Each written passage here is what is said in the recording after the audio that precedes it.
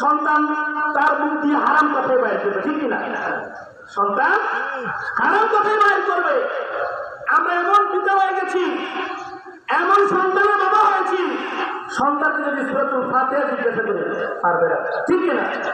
রুকু তাসবিহ কি পড়বে, নামাজ কিভাবে পড়বে জানা না। দুঃখের বিষয়, আমরা অনেক জানাজাতে গিয়ে দেখি যে জানাজার নামাজ কিভাবে পড়বে, মাওলানা সাহেব হাজবার বলার পরেও মুসলমান পারে না।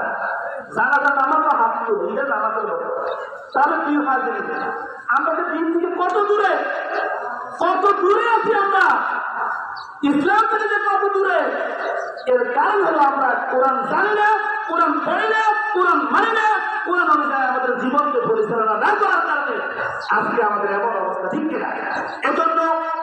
এজন্য প্রিয় হাজির, আপনাদেরকে মেসেজ দিয়ে দেয়, শুধু ওয়াজ শুনলে হবে না, ওয়াজ আমলও করতে হবে।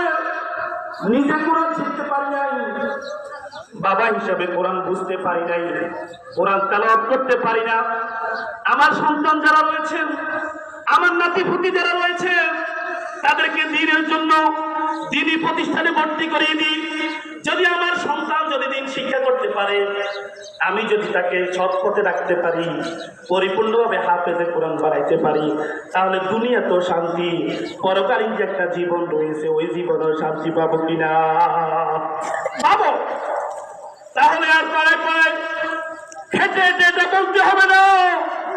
আমার সন্তান কথা শুনে না, বাবা বলে ছেলে তুমি এদিকে আসো, ছেলে বাবাকে বলে আব্বা আমি আপনার কোনো কথা শুনবো না।